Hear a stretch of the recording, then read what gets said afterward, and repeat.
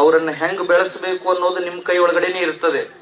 ಈಗ ಮಕ್ಕಳು ಪ್ರಮಾಣ ಮಾಡಿದ್ರು, ಏನು ಅಂತ ಪ್ರಮಾಣ ಮಾಡಿದ್ರು? ನೀವ ದೇವ್ರು ಅಂತ ಪ್ರಮಾಣ ಮಾಡಿದ್ರು. ನೀವು ಮಕ್ಕಳ ಸಾಕ್ಷಿಯಾಗಿ ಒಂದು 3 ಪ್ರಮಾಣ ತಗೋಬೇಕು. ಅಂದ್ರೆ ಇಷ್ಟೆಲ್ಲಾ ದುಡ್ದಿದ್ದು ಇಷ್ಟೆಲ್ಲಾ ಮಾಡಿದ್ದು ಸಾರ್ಥಕ ಆಗ್ತದೆ.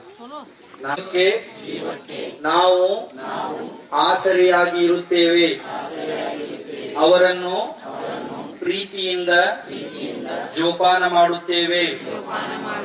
ಅವರ ಅಧ್ಯಯನಕ್ಕೆ, ಅವರ ಕಲಿಕೆಗೆ ಯಾವುದೇ ಭಂಗ ತರುವುದಿಲ್ಲ. ನಮ್ಮ ಊರಿನಿಂದ ಹೇಳ್ತಾ ಇದ್ದೀನಿ, ಚಂದಂಗ್ ಹೇಳ್ರಿ. ಅವರು ಬರೆಯುವಾಗ ನಾವು ಯಾವುದೇ ಕಾರಣಕ್ಕೂ ಟಿವಿ ನೋಡುವುದಿಲ್ಲ. ಅವರ ಮುಂದೆ ಕೆಟ್ಟ ಶಬ್ದ ಬಳಸುವುದಿಲ್ಲ. ಅವರ ಮುಂದೆ ನಾವು ಜಗಳವಾಡುವುದಿಲ್ಲ. ನಾವು ತಿಳಿದೋ ತಿಳಿಯದೆಯೋ ಮಾಡುತ್ತಿರುವ ಕೆಟ್ಟ ವಿಚಾರಗಳನ್ನು, ದುಶ್ಚಟಗಳನ್ನು ನನ್ನ ಮಗನಿಗಾಗಿ, ನನ್ನ ಮಗಳಿಗಾಗಿ ಇನ್ನು ಮೇಲೆ ಬಿಟ್ಟು ಬಿಡುತ್ತೇನೆ.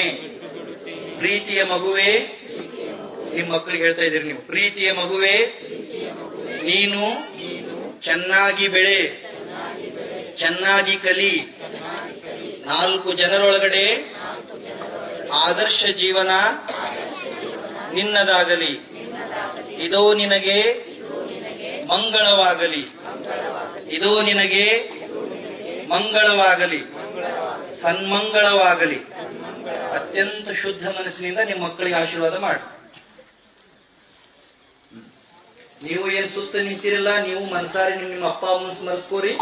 ಯಾರ ಅಪ್ಪ ಅಮ್ಮ ಅದೇ ನಿಮ್ಮ ಮಕ್ಕಳಿಗೆ ನೀವು ಮನಸಾರಿ ಒಂದ್ಸರಿ ಆಶೀರ್ವಾದ ಮಾಡ್ಬೇಡಿ. ಈಗೇನ್ ಮಾಡ್ರಿ, ಎಲ್ಲಾ ಹೂಗಳನ್ನ